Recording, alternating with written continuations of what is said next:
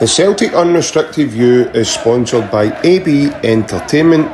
It's a DJ and entertainment business, and we are also partnered by MCM Framing Services and Hoops Memorabilia.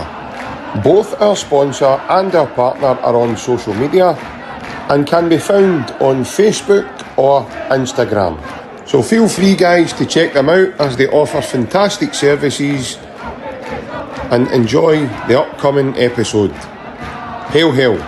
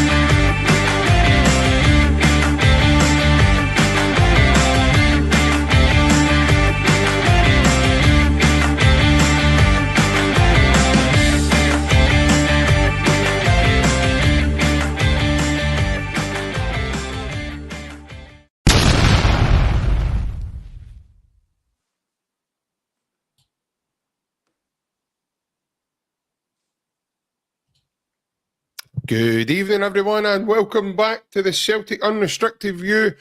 Welcome to the channel, guys. If you have not already, please hit the like and subscribe. It's totally free. And become a member of the Celtic Unrestricted View family. Joining me tonight is my good man, Mr. Ryan Clifford. Well, Ryan, don't know about you, mate, but I'm still in cloud nine after the weekend's events. Not so much of the Aberdeen game. We'll get to that soon. But Saturday night, our first proper live show, and it was with a good man, Mr. Joe Miller. I just want to say a massive thank you to Joe himself for coming along. Thanks to Mr. Kevin Tate from the penalty spot. It helped us to get Joe via our sponsor, Mr. Alec Beveridge. And a massive thanks to everyone that came along and made our night easier for us to put on a wee bit of a show as well and chat to Joe himself. And hi, mate. I hope you're well, and I hope you had a good weekend as well. Yeah, obviously the live show with Joe on Saturday was fantastic. We were expecting a good victory performance to obviously chat to Joe about, but take away that in terms of the event, it was fantastic. Brilliant to talk to Joe, and it was basically a sellout as well, so it was fantastic for the fans to speak to Joe and obviously speak to us as well and get to know some of the viewers and people that were there. It was fantastic to see you all, and I like to say the channel as well. You'll get to see more lovely faces. But yeah, Saturday was brilliant in terms of the show with Joe, and thanks to everybody who got involved. Helping the event go ahead. Obviously, the Morven Bar, which the event was in, Mr. Kevin Tate as well, Mr. Alex Beveridge on the DJ. Fantastic night. Absolutely recommend him. He made the night as well with some of his tunes and everything else. So absolutely fantastic to see everybody, and looking forward to a good chat tonight. Obviously, a lot to get into JP. Obviously, the result wasn't the best, but by all accounts, in terms of what happened yesterday at Rugby Park, it's turned out an actually okay weekend. So overall, mate, looking good, and hope you're well as well. I am good, mate. I'm good. I'm still trying to absorb Big Alan's brother-in-law's dance moves, man. That was just extravagant, man. That was one of the best I think I've saw for a long, long time. I hope you and his family really, really enjoyed themselves. They look as if they did anyway. Another one as well was I thought the way Big Bev handled the raffle and everything else and all the kind of patter, and thought it just kind of flowed really well for us, Ryan. And aye, as I say, the big man's a god at doing that now. He's been doing it long enough. So I could just picture him dressed up for Halloween doing it now as well, and probably wearing his wee Kylie hot pants, no doubt, and whatever else. But come in the comments, you guys, if yours as well. We've got Anne Jem, Evening JP, Ryan, and the chat. Thank you so much for a great night on Saturday. I think a good time was had by all. Cheers for coming. Also, we enjoyed having you there. It was good to obviously put a face to the name as well, mate. Instead of just an Anne Jem. Now we know who the person is.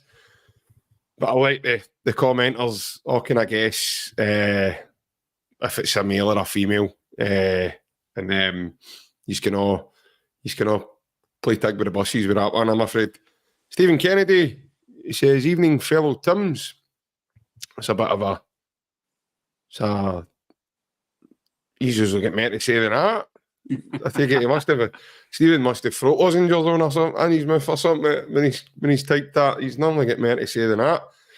Plunge, enjoyed the night, guys. Joe's stories were funny. It was great to meet him. Yeah, it was fantastic. Ryan, I don't know how you feel, mate. I just felt speaking to him, mate. I'd been speaking to him all my life. Like, just the conversation, it wasn't a hard conversation. It was very, very easy to talk to. Yeah, it was fantastic, JP, and he was comfortable next to us, and he made us comfortable with the way he was with us, and obviously the chat we had with him, and he responded very well to every question we asked him, and quite in depth as well, which is good for us, and it was good for the viewers and the fans who were obviously at the event as well, and you got to kind of know Joe a bit more deeper than you maybe not already. So some of the stories were fantastic, and obviously finding out about Alex Ferguson and stuff, and Paul McStay, and yeah, it was fantastic, and hopefully in the future we can get a wee chat with him again. But overall, it was fantastic to have him on. Not just Paul McStay. There was another story there, I know. Was there no? Aye, but that's for people that was there. Like, we can't give away too much. No, we're not giving it away. We're not. That's why. That's also why it wasn't recorded and not being put out or anything, because that was for the guys and females that were there. Obviously, they paid their money to come and see Joe. Yeah, but fantastic. He was brilliant, JP, and hopefully we can get a wee chat again in the future. But he's a fantastic guy, and he's played at the level he played at, but the kind of stories he said about the kind of time being at Celtic and everything else, it was fantastic to get to the ins and outs of that, and some bad points, but obviously some amazing good points, and all the best to Joe as well in the future, and it was just a brilliant night, mate. Yeah, absolutely, mate. Obviously, Scott Melville's just commented there. He said, glad the night went well, lads. He says he needs to get up the road from Bolton for the next one. I told you a while ago that Willie Collum done a runner, didn't I? I says to you, and you never, I don't think you heard me right, but it's just been confirmed tonight for us. Hope you're well, Scott.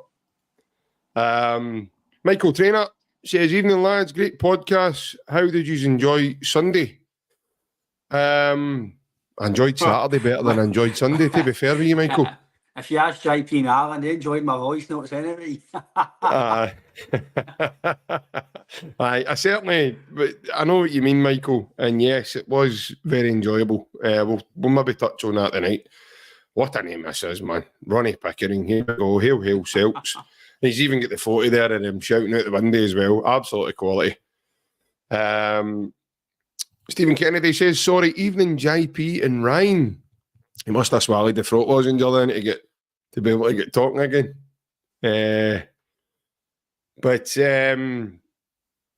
So obviously, Ryan, I never, because of, as I say, I always say on here, folks, you don't understand what we put into this. And my season book called up, but the gaffer's I've got to extra prepare and all that for wee nights like that. So these guys, my minions, they get to go and have the fun and they podcast abroad and they're fun in the sun and go to the games, and whereas I'm preparing and making sure the show goes perfect for everybody, or near enough perfect. Can't be perfect all the time, but got to strive for anything. So I wasn't at the game on Saturday. However, I managed to see it. Ryan sent me a link for his cousin's mate's boyfriend. He's got one of the boxes that we don't like normally talking about on here. So the guy had a link and he sent me it. So I watched that, for that. And, well, obviously, what do you think, Ryan, in terms of the game yourself? I was very happy with the first half. And then the second half, I thought, all in all, mate, I thought it was a great game for a spectacle. I was really, really, really happy with what I saw at Aberdeen as well. You know, a lot of Celtic fans I know that they're all angry that we've, and probably rightly so, we lost 2 goals and we were 2-0 up. But I just think there's more focus being taken off Aberdeen there, Ryan. I think you need to give them a wee bit of credit and say, credit where credit's due, mate. He made 2 positive subs at half time. And for 10 minutes, mate, it changed the game for them a wee bit and got them. I mean, I know they scored a third goal, but obviously Duke thought he was Maradona and decided to put it in his hand. But I just thought it was a really good game. I was really happy with his first half. And obviously, second half, you could probably say, mate, it was like a game of 2 halves. I just want to say, obviously, the minions, as we'll call me and Alan here, I'm away spending my hard-earned money getting content out for the podcast, so I'm working hard on all about it, just the way I think he's doing it all himself here. No, I'm only kidding. Not at all. Again, mate, I think it just shows you we all see football kind of differently, and even though if you're at the game or you're in the game, we've all got different things the game itself. And yes. First half I thought we were in pretty decent control. We dominated the majority of the game, to be fair. Majority of the first half was all Celtic. I even texted my dad at half time. Aberdeen are nowhere near us. We're leaving out of first gear. Thought we were fantastic in parts of the first half and could have scored more. Second half, I don't know what happened to us, but I've seen it the last few years, JP. When we're quite comfortable at Celtic Park or even away from home, sometimes we don't come out the second half as fresh or as flamboyant or the momentum as we do. And I don't know why that is. It's happened a few times last season that when we do brilliant in the first half and then the second half, it takes us maybe half an hour to get into and when you play at Celtic, in my opinion, that shouldn't be happening. As soon as the second half whistle goes, you start again. And yeah, I feel, JP, again, I'll give Aberdeen credit to parts of the game, but for me, Aberdeen, one of the reasons why they got a draw. People might say, Ryan, that's been disrespectful. Aberdeen had parts of the game where they were decent and they tried to take the game to Celtic, but it was defensive mistakes that cost us Celtic the game. It wasn't Aberdeen. Don't get me wrong, right? See the goal with McGrath, right? It was fantastic play for Aberdeen. That was just a fantastic ball for me, mate. The ball was fantastic, right? But I'm going to be on our side. I'm going to be pretty critical because I've watched the game back. I've watched the goals back, and for that goal, I think there's Kyogo, Kuhn, and Hatate. I think there's somebody else. I can't remember. Engels. It's Engels. Engels, right? There's 4 of them. There's no press. They're just walking about, jogging, letting Aberdeen pass the ball about with a wee flick and then the ball's through. That's unacceptable at Celtic Park. And then, again, I'm not going to be too critical, but Liam Scales done okay in the game. But that is things that I've been saying all along, that the moments like that kill you. He was unaware of his man, didn't have a clue where he was, and then because he's no sharp enough and didn't have the awareness, he's through and goal. Don't get me wrong, it was a fantastic goal, but if Liam's sharp on that and he knows where he is, that's still going there because he's covering it. And Trusty is aware there, Vaille's there, Johnson's there. We were, for that goal, JP, we were away with it, and then the second goal again, Maeda. That's criminal at any level of football. That's one of the worst games I've seen him play for Celtic. He was just totally knowing the game. We'll come to the second goal, right? But the first goal in isolation, for me, my only criticism of that is, like you said, there's the lack of press there in the first phase of it. And then the second phase of it, my only criticism of Liam Scales is he's too high. But I've said to you, I've said to my dad, I've spoke to everybody that I know about this. There is no defender. Van Dijk isn't even cutting that out.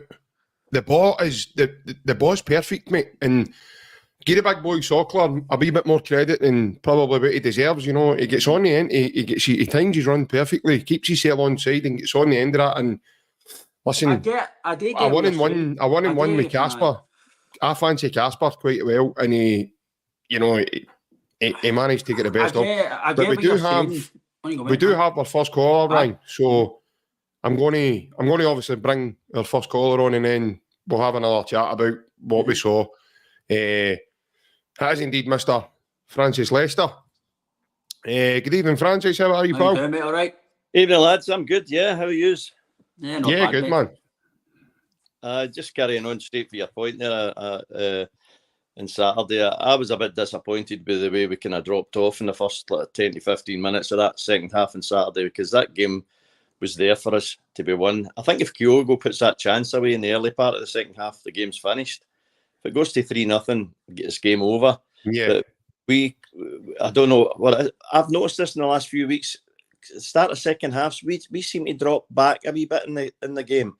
And we don't seem to have the same intensity for the first 10, 15 minutes of the second half this season. I've noticed that, which is a wee bit disturbing, you know, especially when you end up losing 2 goals when you're clearly ahead in the game, you know.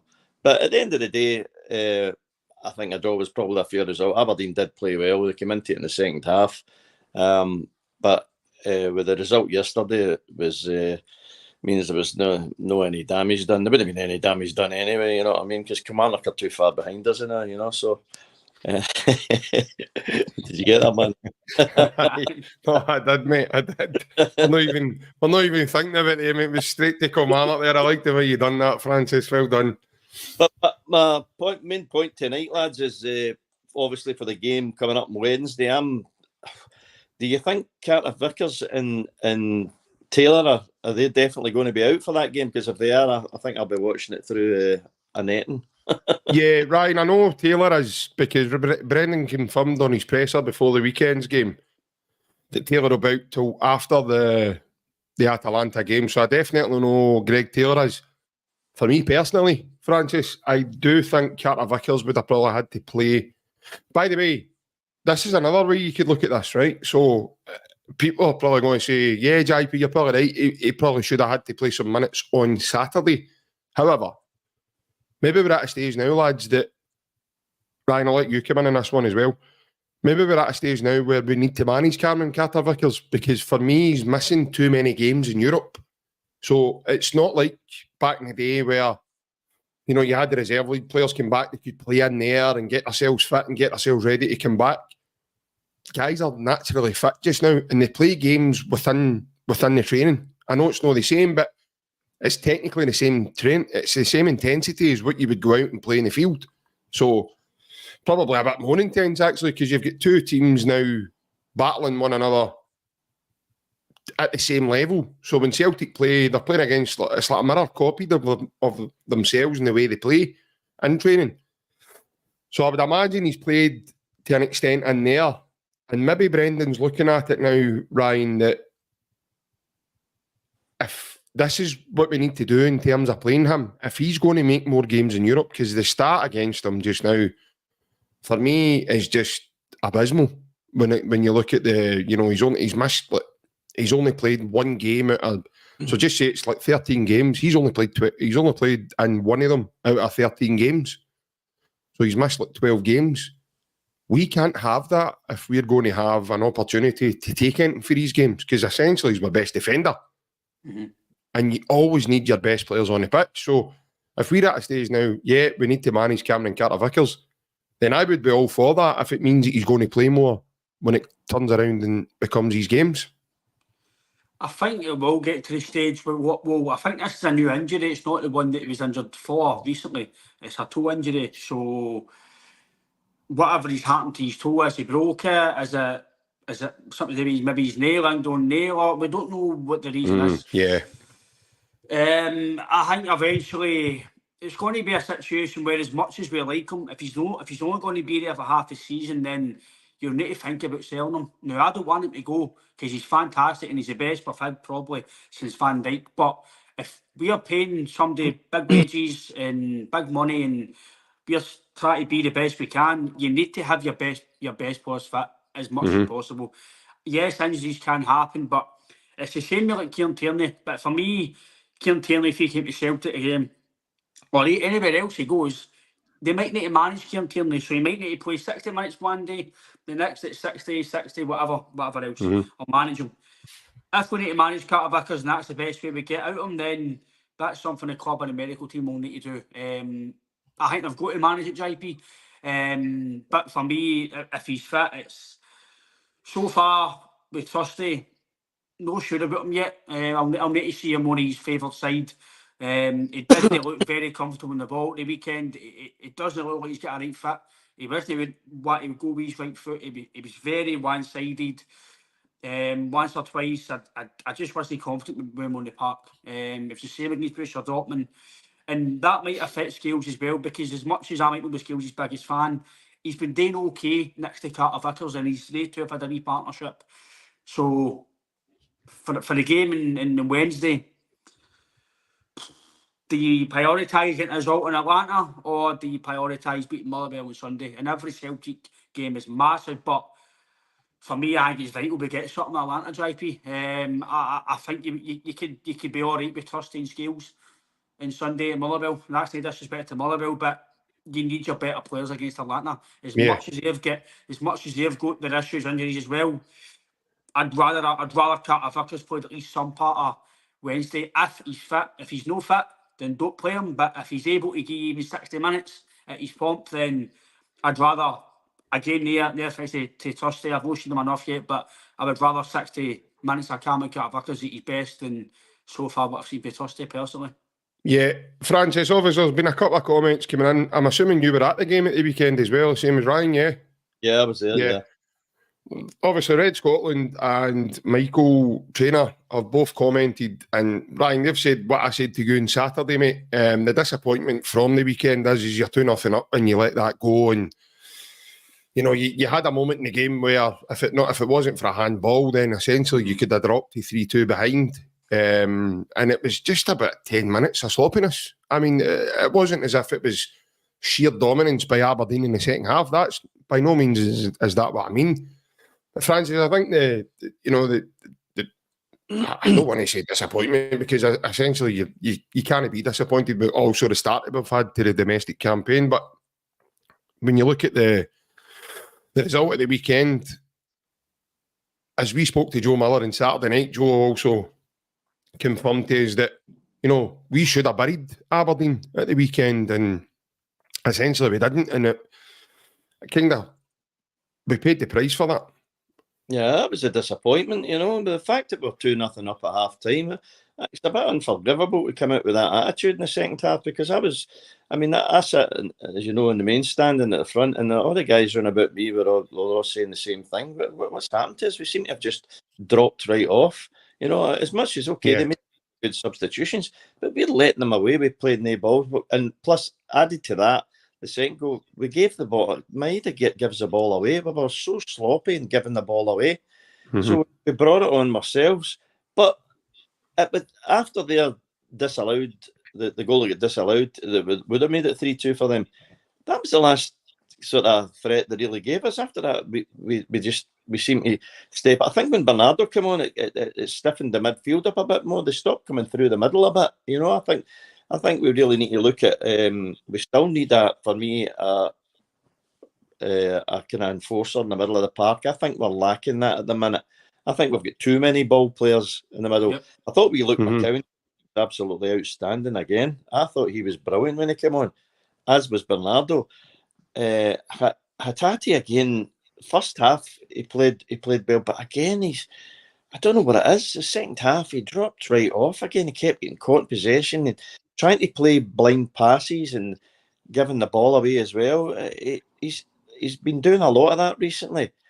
And the problem I think we've got at the left back situation, Greg Taylor's used to playing the inverted role and cutting inside and linking with the front players. But Maeda, I think with the Spanish boy, he's not got used to playing with Maeda yet, because he kept giving Maeda the ball when Maeda was moving down the park towards him, towards our goal, instead of giving him it at the top or on the run or putting it down the line for him. That's why I thought Maeda looked poor, but he wasn't getting any service, and he was giving them the ball under pressure, and that resulted in, the second goal when he was forced to go back when he took a bad touch and he lost it. So I think there's a few things we've been a bit unsettled in the last 2-3 weeks. I think we really need to step it back up again, but I still think come January we really need to strengthen at the centre of the defence again. We really need cover at the back, because as soon as you take CCV for me out of that back four, we look all over the place.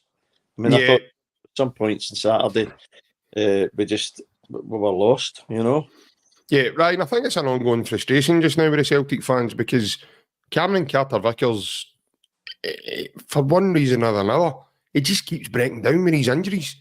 And he can't get any flow. He plays about 3 games, and before you know it, he's out for 5.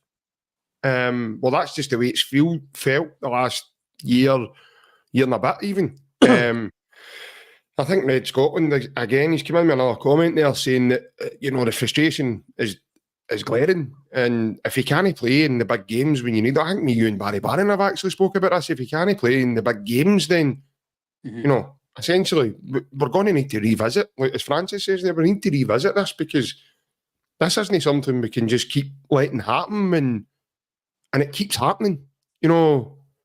Essentially, to play in Europe and try and get any sort of joy, you need your best players, mate, and if he's not available, then, and you can sadly, you can see there's a massive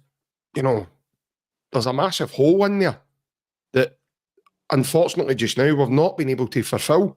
I don't know if it's Austin Trusty. I think it's, for me personally, it's still early days with him, and I'm not going to write the guy off and say right and start making predictions about him, because for me he just looks as if he's on the wrong side as well. I think he's more comfortable on his left foot, and he looks as if he's right. I think, JP. But what I will say about him, and I noticed it at the weekend, the boy Keshikin tried to take him on, and that boy Keshikin's fast. I seen him playing for Finland against England during the week last week, and he's no a slouch, by the way. The big fella he's got a ton of speed. That's one thing I will say about him. He is fast. And again, it could be down to, maybe settling, try to bed his way in. Takes a wee bit of time, I get what obviously Francis is saying there about Hatate as well, Ryan. I think there's an element of frustration amongst the Celtic fans. I know Big Alan on here, he absolutely loves Hatate. We all do when he's at his pomp, but there's elements to his game now that we can see. Are you getting a game with Japan? That's why you're not getting a game with Japan, because you're giving the ball away too cheaply and you're getting caught in possession. But on Cameron Carter-Vickers, I think there's some really good points, and I think it's definitely something we need to revisit. But just obviously, before we let you go, Francis, what's your thoughts on Wednesday's game coming? I see you've got your couch out a bit for the wall. Is that just early preparation there, mate? Aye. Aye, I'm actually building a wall between here and the telly, so that I don't have to look at I hope you've not got Donald Trump there for you. No, listen, I think we're doing his manager's tactics, but I think we're all aware that he doesn't really want to change, does he? I don't think he's going to change. I think we should flood the midfield, to tell you the truth, and Wednesday and play a totally different game. But if he doesn't change his tactics, I think we'll get battered again. If he goes out with that same attitude that we're going to go gung-ho, I think we'll get tortured. I honestly do, especially with that back four that's playing the now. That's just my opinion. I just don't... As I say, I've seen it a few times on Saturday against Aberdeen. I've seen it against, was it Falkirk as well? I've seen it a few times, I just don't trust them. The Dortmund game, obviously. I just think if we go with the same attitude and the same setup, I think we're asking for trouble. And he could be in serious doubt. I think Brendan will take a lot of stick if that happens, if he doesn't change it. Yeah, I would agree with you, mate. I think Brendan's going to come under some real scrutiny, but I'm trying not to think too much about Atalanta just now. Obviously, we've still to do. We've got another wee tactical breakdown coming, and our good man, Mr. William Glavin's going to do that with us. But good luck, Francis, and obviously building your wall, mate. I hope it doesn't fall apart. Like our Champions League dreams might Wednesday. I've still got one of these sleeping masks, you know. I'll just wait up on my head and I could just back it down, you know, cover my head completely if things go the wrong way. But no, listen, thanks very much for coming back on and giving us a wee No chat, mate. Sorry, I missed No, that. mate. I was otherwise engaged. I was up on the catwalk on Saturday night. Brilliant. Brilliant. But Was it Right Said Fred that was singing it?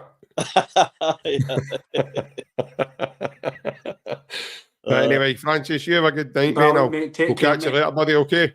Hail, hail. Cheers, Cheers, pal. mate. Bye-bye. Bye-bye. Hail, hail.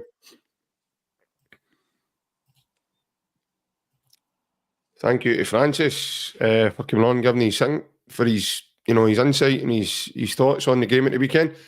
Ryan, obviously, I'll bring you in on that point, obviously, with what he was saying there about, the chat that's been going on with CCV and everything else. What's your thoughts on it, mate?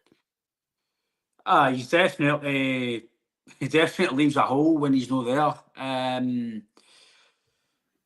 What can you do about somebody who's injured all the time? Maybe talking from my experience, absent all the time. So it's hard mentally as well when you keep getting injured because you don't know if you sprint a certain way, if you do a certain way, am I going to do it again? So is it mentally that his injuries are happening, or is it just maybe his body's just breakdown now? It's something you will need to visit in the summer because I agree with Francis. I've said for years, you all know my thinking about the midfield. We are crying out for an enforcer. Maybe not the best of football players, but somebody who's rough and ready, tough, bit of nasty about them, bit of that kind of with the old school ways of playing. And I think we need somebody like that, a defensive mid that we've not really got a defensive mid in the team. All our players are attacking minded players. Even our fullbacks are attacking minded. Our wingers, we've only really got two defensive players in our team, and that's the two centre backs. That's it.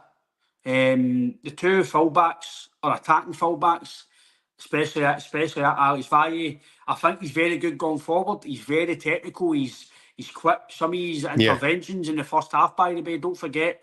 I know he didn't have the best of games, but some of his interventions in the first half, it wasn't for that, Aberdeen could have scored. So maybe defensively he'll need to work on that to this style of play and this side of the continent's obviously the way we play, but he's not going to Barcelona. He's not got the Barcelona players to cover him. He's no offence to Scales and Trusty and other guys, but he's no next to like guys like Gavi and Pedri and all eight guys and not playing with Barcelona. So it's going to be. I think January we need to look at it. And again, JP, as I said to you last week, 2 weeks ago, we are. It'll depend as well how we are in terms of European side. The European side, if we can still qualify, if we're near the playoffs, how are we? Because then you can strengthen in January as well.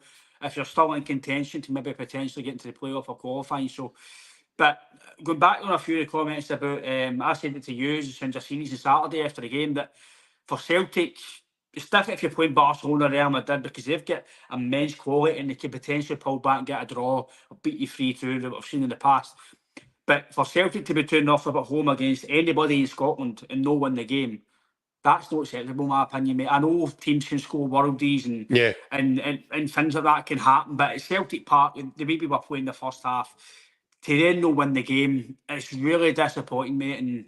And I agree with Francis as well. It's since the Dortmund game, it's kind of shut us a wee bit. We've kind of not been the same. I know Ross County, after Europe, you can understand that, but we weren't at Aberdeen for a wee bit. The second half was a wee bit I thought we were good in the second half of the Ross County game, Ryan. I thought we played quite well in the second half of the Ross County game, as much as the first half wasn't. I think that was maybe because the first half was terrible. It's a wee bit yes, that's no bad. But I don't want to be too critical, JP, because we're no any worse off in terms of the league table and stuff. But I think we need to try and get a result on Wednesday because I think the team needs a wee lift because of the last few performances. Obviously the draw at the weekend. You don't really want to go to Atlanta and get a bad result because then I'm going to agree with what you and Francis were saying there. I'm a big believer in the manager, but it was brought in to make Celtic better in Europe. Now, much as winning trebles and doubles and leagues is fantastic, and that's part of the job and that's part of the remit. part of his remit, in my opinion, to give him the £3 million contract. Yeah. Signing £11 million for Engels, £9.5 million for Ida, £6 million for Trusty, paying big wages for Schmeichel. These guys are brought in to help you in Europe. He's been brought in to make Celtic better in Europe. So if we don't change, if it's tactics, formation, mindset, and we go to teams like that and keep getting beat and keep playing the same way, I'm not saying me personally right away, but there will be fans eventually going to go, right. And by the way, other clubs will look at it as well. Other clubs outside will go, well, sorry, winning the Scottish League and winning trophies, but if he's, why should we employ him to come to Europe for him to set up with that against bigger teams? It's going to go against him. And his CV is phenomenal. But if we keep going like that and we keep playing like that, it's not going to be good on him, mate. No, 100%. Obviously, my next caller's waiting to come in, so we'll bring him in. It is indeed our sponsor of the podcast, Mr. Alec Beveridge. Good evening, mate. Hope you're well. Yeah, all good, lads. How are we? How you doing, mate? Aye, all right, mate. Still You look a wee recovering. bit better. You look a wee bit better dressed for the last time I seen you. Wasn't it like that with the t-shirt in the heat and all, waiting for Joe to come in, wasn't it? No. I think Big Alan's still out celebrating, is he? No, has he been fun yet? He's jumping about the town with a Nicholas Kuhn top on, so he is. He's out. I took it off Jenna. He's out looking for Shergar and Lord Luton, so he is. But Aye, trying to put a double on the two of them. as if he's not got enough tarts without winning that one on Saturday night, wasn't it? God, I know, unbelievable. A great night, lads. It was a great night of all. So, aye. Just touching on the point that Francis made, and everybody else has been doing the comments there. We look at our defence, right, and it is what it is. But we've got to remember we've got Narowski there. Where has he been? I mean, Rodgers is wanting to put in, and he'll throw in Welsh at any point. I don't know. I like Narowski. I mean, I liked everything about the boy when he came. I think I spoke to you about him. And for him to know he's just getting dismissed all the way. When everybody's gone, when CCV's not there, Trusty and Scales aren't good enough, but he'll throw Welsh in. So how do we not give this boy one more crack at the whip? I think he's just took care of Liam Shaw's, the head of the Paradise Windfall draws, you know? Oh, I don't know, but it's one of these ones that they're all quick to criticise the guys that are in playing, and rightly so, because I thought the warning signs were there on Saturday early on with Scales, with that ball getting put over the top. That boy McGrath's got a wand off it. Yeah. And nobody shut him down knowing what he can do. Do you know what I mean? He was left, when he got that ball, you knew where it was going to go. And 2 or 3 times in the first 15 minutes, Scales got caught. And Scales, for me, isn't fast enough to play that high up the park when that boy can ping balls like that. And they were early on in the first half, and then we know what happened in the second half. But it's stupid mistakes again. We keep talking about these mistakes all the time. It's just stupid, simple mistakes that's starting to cost us goals and points. You know, so we need to do something. We need to get a quick fix if CCV is not going to be there. Yeah, listen, I can see where you're coming from. The wee man's probably sitting there going like that, JP, don't say Stephen Welsh, whatever you're going to know. But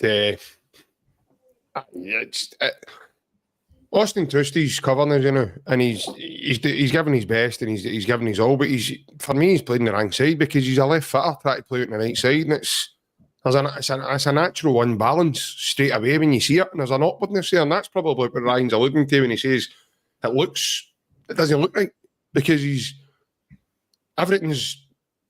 then asked to play down the right side with the ball, and he's every pass he's trying to make inside the pitch rather than go down the side. So it's there's a natural unbalance here. And Big Rab, he's in the comments as well. And to an extent, I think part of it is, you know, true as well. He's saying that we're missing Taylor because he's also a leader for the team as well. And when the boy violated the weekend, there was a couple of nice interceptions he made, but there was a couple of times he fell on his backside and there was nobody near him and he was just falling there, neighbour running by him with the ball. And Taylor domestically is a lot better than doing that. You know, you don't ever see that for Greg Taylor. He never ever falls, and well, more or less slips and falls and trips up or whatever. But Ryan, I just think, personally, the last couple of games, Taylor's no played in any of them. And for me, it's been obvious, especially domestically, because you've then no had that, like Francis says, when Vai's playing the bottom of Maeda when Maeda's coming short, instead of opening it long and letting Maeda run into it. But I don't even think Maeda at the weekend would have been on the same wavelength as Taylor. I just think Maeda was very, very under par. And that could be the fact that he's travelled off the world. Mm-hmm. And he's come back and he's probably knackered. It's probably the worst game I've seen Daizen Maeda play for Celtic. Yeah. It's probably the worst I've seen him. He just looked out of sorts, and then with the one for the second goal, you can just see, you're like, oh, what are you doing, son? Come on. The one with the second goal, JP, I seen a mile away. He 2-3 in where he was just kicking the ball in the middle of the park and he got lucky with it. You're told as a young guy growing up playing football, if you're a goalkeeper, you never par it out in the middle of the park. You either par it left or right, you get it away from the box. You never put a ball in the middle of the area. The exact same when you're out wider. You never play a ball into the middle of the park. The dangers are you always put it rose hero, rose head, wherever you want to put it out of the park or put it down a channel. You never play a ball blindside in the middle of the park, and that's what he done. He didn't even look where he passed the ball. He just passed it in and then Aberdeen scored for it. But I agree with you a Bev. Again, don't get me wrong, I'm not going to judge Nerofsky on the Sligo Rovers game. He didn't look great in that game. But anyway, any time apart from 15 minutes against Aberdeen and Pittodie last season, he's been relatively all right. And it must be hard for him as well, because see if you're not really playing much and then you're put into a game like he has been put in, not really played much, and then he's go to then play. I know people might say that good players do that, but see if you're not playing and you're not match fit, you've not hit a touch, to then put in and play 90 minutes right away, it takes you a while. You can't just come in and commit the oblivion and then start playing football and expect you to be gung-ho and be amazing. So, again, Nerofsky's £4 million. So far, I'm not going to just trust you too much because you can't judge a guy after 3 or 4 games. But early signs, £6 million. We can't afford these guys to keep failing. £4 million for Nerofsky. Near the same for Lager Bielka. £6 million so far for Trusty. We can't keep doing that. So Trusty's got to work out, because if he doesn't, it's more pressure on the manager. You've spent more money. That's nearly about, just say, 50 to 60 million pound for centre backs. And so far, none of them have went, well, this guy's all right, isn't he? He's all right. He's decent. We've no so far. But I think when you see Thursday, maybe the left-hand side, I'd imagine he'll be better because he'll look more comfortable, but he looked nowhere near comfortable on that game at the weekend. He was always, his first protocol was just pass it to Johnson. He didn't go forward, but it was always, and then because he's passed it to Johnson there, Johnson's caught in a pocket tight to then pass it back to him, so he can't go forward. But the thing for me it let me down was, I thought even the second half, our pressing was miles off, Bev. Yeah. And that's what really annoyed me about the goal with Scales. It started off for the front. The pressing was non-existent for Engels, Kyogo, Kuhn and Hatate. The wee ball into wide, he's passed it in. McGrath, listen, don't take away how good that ball is, right? But like I said at the start of the show, people are going to say I'm just criticising Scales. I'm criticising the full team here. But like you've said there, Scales doesn't have a clue that he's not got any awareness that the guy's there. And then the ball's away, he's like, oh, sugar. And he's away. And this is what people keep mentioning. I'm nitpicking at Taylor, Scales, or that Maeda for guys make mistakes. You do that on Wednesday, it's 3, it's 4, it's 5. You do that in Dortmund, it's 5. So this is what, if you stop it, then it doesn't happen. If you get it right in Scotland, then you might get it right in Europe. But if you keep making mistakes like that, it's all right doing your blocks. And no, Dave, you play football yourself, play it back sometimes midfield. See if you're making simple blocks and headers, and that's your bread and butter, that's your job. But when you do things like that, that's when eventually you'll out the team for these big games, because you can't be trusted. Yeah, maybe, Bev, just before you came in, maybe Scales is trying to get the bad ones out of the way before Wednesday. I hope so. It's just the point of what you said there, Ryan. It's just, we've spent that much money, but we're still not happy with what we've got. Do you know what I mean? We can't seem to get a decent partnership up. Like we had CCV and Starfelt that were there majority, if not 99%, together all the time. You know what I mean? And it was a good working relationship that they built up. But we're not getting that because of injuries. And I think that's where we're getting annoyed at, because we are chopping and changing to try and find a solution when Carter Vickers isn't there. And that's what it is. If Carter Vickers isn't there, then we seem to be in trouble. But it's just one of these things, guys. As I said, I like Trusty. I like the look of him. I do agree that when he's on the right-hand side, he's having to move a wee bit.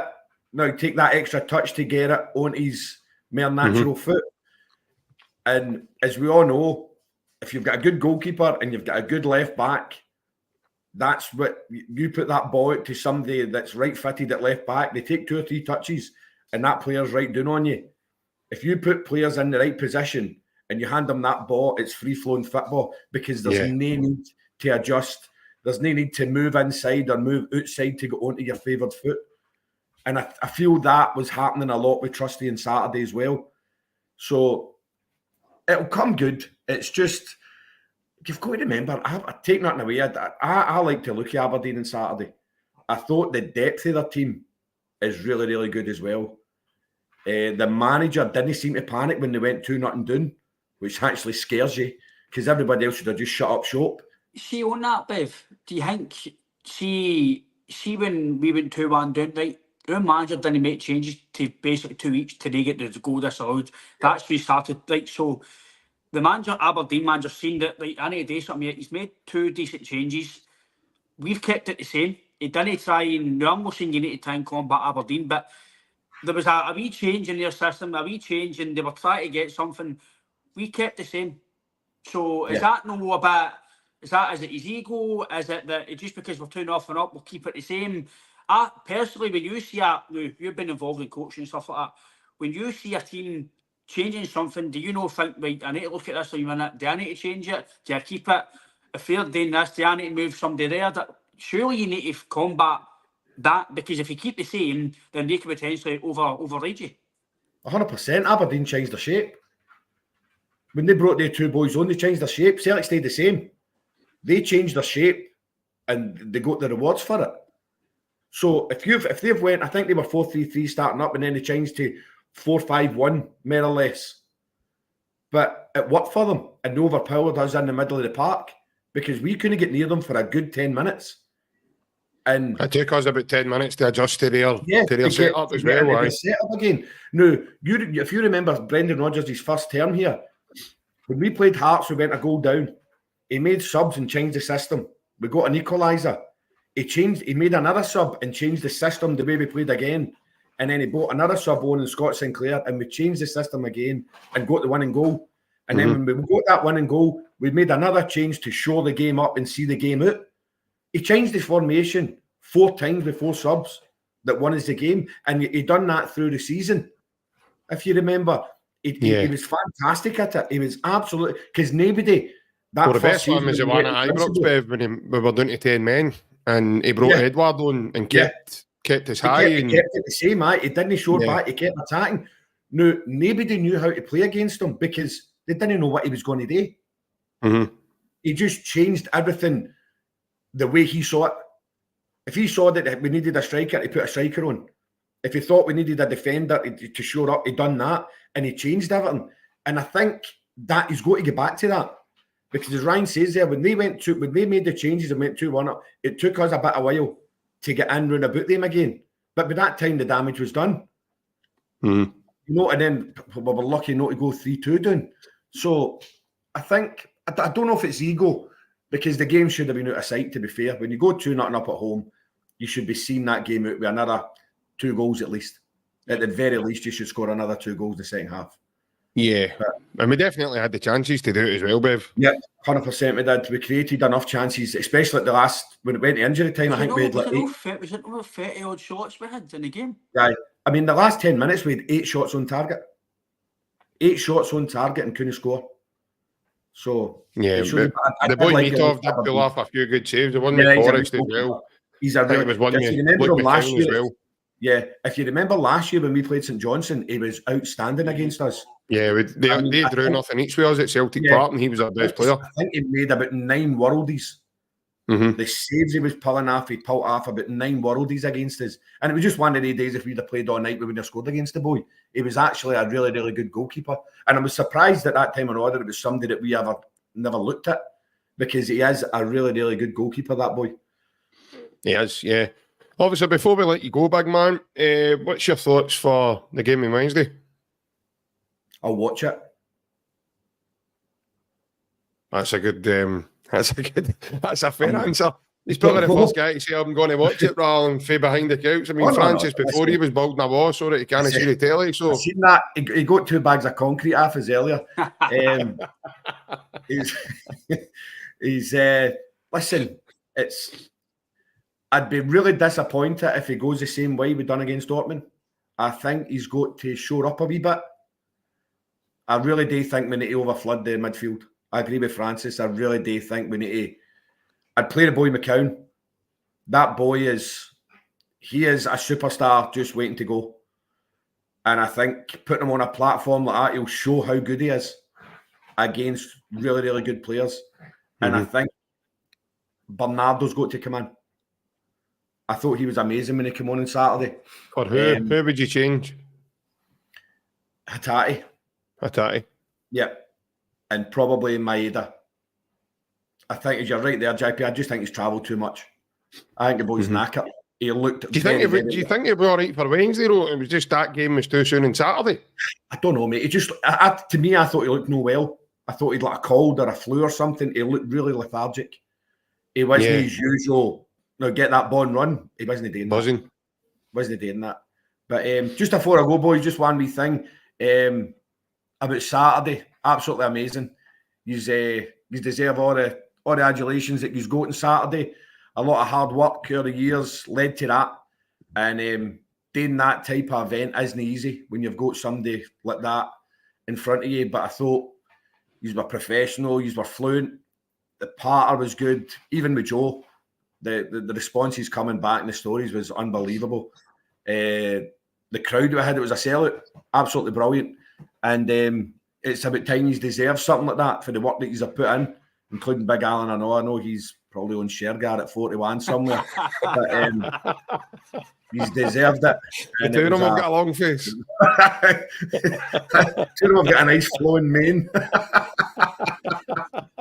But no, it was, as I said, just a well done for that, and thanks to everybody that attended the event and helped out with everything. It was a fantastic night. I thoroughly enjoyed it. So well done, boys. It was really, really good. You've done brilliant. Thank you very much, big guy, and cheers for coming on for a chat with us as well.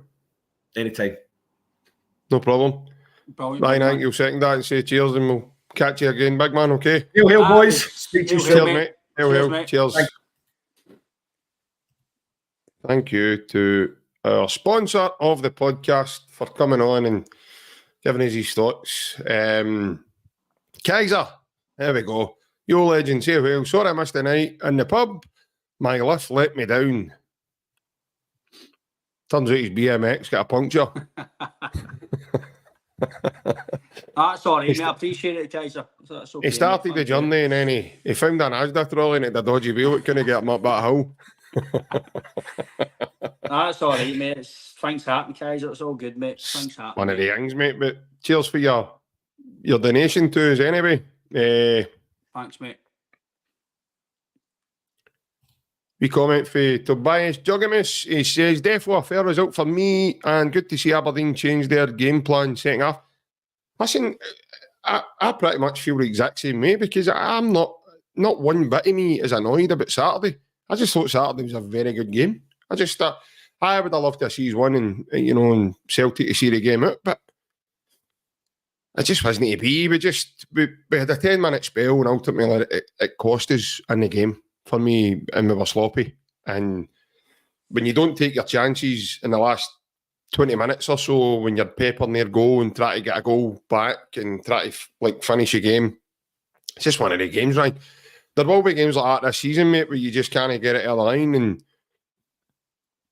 I think a way to look at it as well, mate, for me is we didn't lose. either. So, you know, the way some of your fans are talking, it's like we get beat. I know probably to some it feels like a defeat, but it's no. Is it going to damage us long term? I don't think so, Ryan. I really don't think so. I think we will eventually do what we usually do, and we'll kick on, and we'll put her in a game together again, and we'll do it. But aye, don't know about you, mate, but I think we've got bigger fish to fry elsewhere this season before we start letting games like that start to annoy us, you know. You can't kind of go out too much. We all know the reasons what happened in the game, and for me, I'm annoyed at the fact we're 2-0 up. That's the thing for me. I think it's unacceptable that Celtic. I know these things can happen, but the way we were playing the first half to come out the second half, for me, it's unacceptable at Celtic Park for that to happen. In my opinion, the way we were playing and the players you've got, I know these things can happen, like I says, but that was annoying for me, that you're 2-0 up and then don't win the game. I thought he actually might have just went 2 up front as well and put either one up front, and because I think that's something we really need to do. See, just how to win games of football. See, just swapping. Now, again, it's not an Adam Meader fault here because it's not his fault. But Adam Meader, in my opinion, is, again, people can come back to me, but I'm just commenting what I see and what I feel. Adam Meader is nowhere near the quality Kyogo just yet. So you're taking Kyogo off. I know he's a different attributes, but for me, overall, as a player, Adam Meader's still got a bit to go towards Kyogo. So when you're taking him off and put Ida on, you're it's not the same. So if you put the two of them on and just go 2 up front, because if you can't win a game of football and you're keeping one man up front, you're not really changing anything. It's still the same. So if you then go and put 2 up front, it could potentially then help you. Don't get me wrong, it's a good header just before the end. Good save for the goalkeeper, Meathoff. But again, I thought Engels was okay. Engels was all right. People are obviously going to go a bit behind me because he's his price tag. But Ross County and Aberdeen, maybe no great. Dortmund, he wasn't great, but he's been okay. Engels, I wouldn't say he's been rotten or anything like that. He's been okay, and I think eventually he'll come good. Again, I rate him highly. Again, I could be wrong in 6 months' time. It could look a bad deal, but for what I've seen from on the good bits of him so far, I feel we've a good acquisition enough. Engels. Listen, mate, he's coming under a bit. I don't like this. He's coming under severe criticism from sections of your fans. And I tell you what, I wonder what your fans would be saying. See the one he curled in the first half, see what happened in? What would have happened then? He'd have been the best thing since sliced bread. I'm maybe trivial because where I sit, I'm right close down. So when they're taking deliveries and that, I see it, and his delivery's different gravy, by the way. His free kicks, his set pieces, his corners, they're brilliant. Again, maybe the Dortmund games took a bit out of him. It looks like he's took out a few of the players, maybe confidence-wise and stuff. Do you think so, Ryan? I think so, JP, a wee bit, because they've looked a wee bit no themselves the last few weeks. So hopefully our performance against Atlanta can lift us, and then obviously into Motherwell when we can get 3 points in Fir Park. But again, Red Scotland's actually put a wee comment in about strikers. He said, I have to say, I'm not impressed by either of the 2 available strikers. I did see a comment earlier from Red saying that he wasn't impressed with Kyogo. He's missing too many chances, and I can get what you're saying, Red.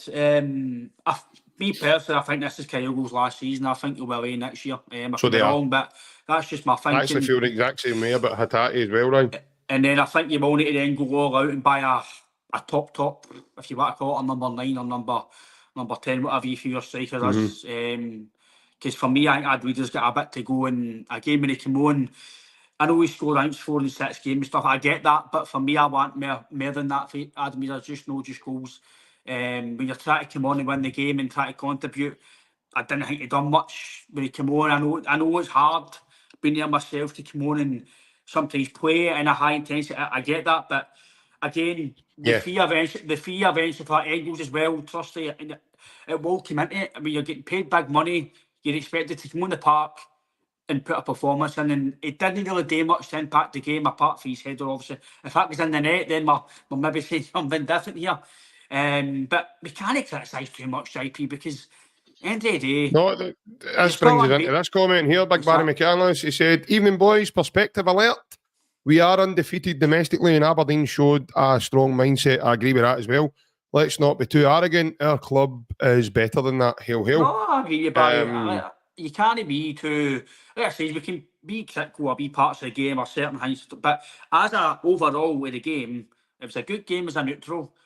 Yes, we should have won the game, but we came be 2-0 at half time. but we deserved to win the game, in my opinion. We had enough chances to win the game. That's where I'm overall, disappointed. listen, overall, you're 1 point better off, basically, Yeah, than you were at the end of the game. I did have a hoodie on earlier because it has hurt a wee bit colder in about these surroundings. We're still unbeaten in the league. Still a decent start to the season, take with the Dortmund game. So listen, we move on to Wednesday, and we hope we get a good result in Europe on Wednesday. I'm more disappointed at the fact we didn't win the game because we're 2-0 and up. Apart from that, then the parts of the game, hopefully we'll learn about the, like you say, with skills and high and the pressing for the forward players to stop the passes. It's wee small things, JP, but eventually I think that's where I agree again. I give it Alex. I think I'll let you back in on that, JP. I think Bev's right there. For me, Engels' delivery is brilliant. A lot of his deliveries are pinpointing into the middle, and again, you miss CCV with that as well. His power and his kind of bulk presence in the box. To be fair, he picked big scales out in the first night of the Champions League when we started back there against Slovan Bratislava. I'd like to see Murphy scales getting on the end of the kind of headers. Scored a good header for the Republic in the international break as well, so it's not something that's beyond him. You know, I'd like to see him do it more. Aye, as I say, it's one of the ones. It's you want to see more. I know what Bev's saying. I'm disappointed as well. We've got some big lads in the team. Like Austin Trusty's a big lad and all. Technically, these guys should be getting on the end of some crosses as well. There was a couple for me. I don't know if it was Engels that was hitting them or it might have been Bernardo. But there was a couple of crosses for corners that never went by the first man. And I was like saying, what are we doing here? We can't even get it over the first man. I think Francis is right there. It was the second half. He did have a few that worked, but that infuriates me. It doesn't matter if it's Engels, if it's whoever. Matt O'Reilly was saying, see any professional football player that can't get the ball past the first man, it infuriates the life at me, JP. It's really you're getting paid all this money, and then it's already doing the odd time, but see this every single corner. You're like, why are you taking them, man, if you can't get it past the first man? No, 100%. I agree with you, mate. Obviously, we're coming to the end, mate. The goal that was disallowed for us, were you happy with that? Fine. Decision okay? No bother? What was that? The one Alistair Johnson.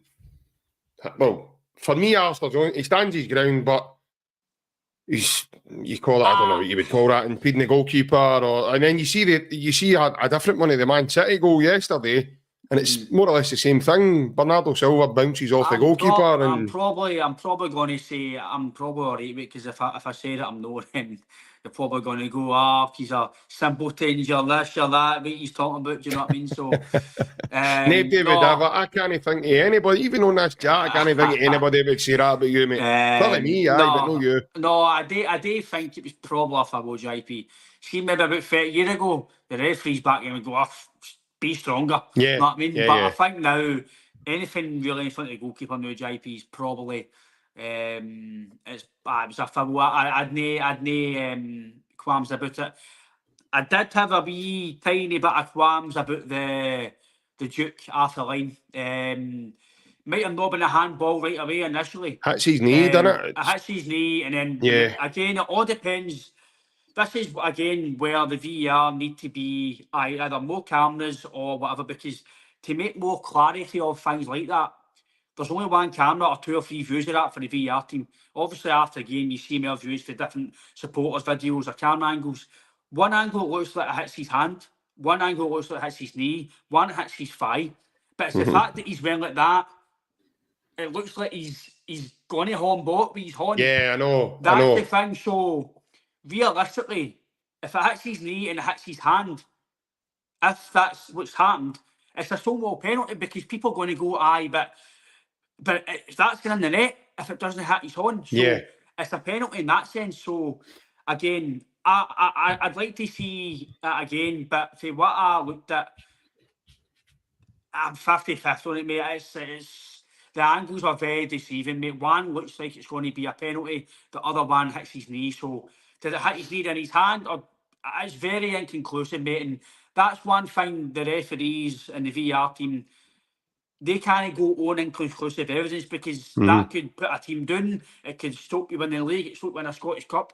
It's got to be clarity. It's got to be clear pictures. And even the video footage, it's not even a clear video. It's all pixelated. It's not even clear. So how can the referee and the VR team see it? When we look at the replays, we can't even decide what it is. So I'm borderline, mate, going to say some of the angles look to me as a penalty, but then I look at other ones, it wasn't. So, and he's blew for a corner, and then he's played full time. Yeah, I know, that was bizarre. I know, but I think it was enough time added on as well. I think was it 10 minutes or something he'd added on? I'm funny, I've got it. Anybody else, man? Oh, we go there right to the end, aye? That's time to the end, aye. Right, okay. I was going to leave for about 10 minutes to go because obviously we had the event. I was like, I can't even enjoy it. I need to stay. Just in case we get that winner. Aye. I do. Obviously, there's a wee comment for John there. He was saying that he prefers a more taller physical side like Martin O'Neill. Dangerous and powerful in the opposition box and resolute defending in our own box. But unfortunately, Brendan wants technical players. I don't think it's just a matter of Brendan there, John. I think it's, I think that's the way football's went now. That kind of taller physical player, and like Ryan was saying earlier about the enforcer in the midfield, a big hard man. The last one we had was Bruni, really. That kind of player now is a dying breed in the game. And the ones that are still lingering about are at an age now where they're probably coming to the last bit of their career. So I do respect your opinion though, and I get where you're coming from, but they were all monsters, boys, weren't they? That was a big physical team. It used to just slap people about, and Craig Moore and Amoruso's, they're telling stories about it still, about John Hartson and Big Sutton getting them a doing, and but unfortunately, the game, you'd get to jail now if you done half the stuff that they boys were doing back in the day there. But just before we finish up, Brian, I've had it in good authority that I've found out the real reason why Kaiser never made it along on Saturday night. Apparently, Kaiser borrowed the bike for the Ibrox Trophy Room, and apparently, because the bike's not been used for donkey's years, I'm not surprised he broke down after trying to pedal it. It was all rusty, probably, wasn't it? A wee bit of rust, a wee bit of DW40 did on the handlebars and that.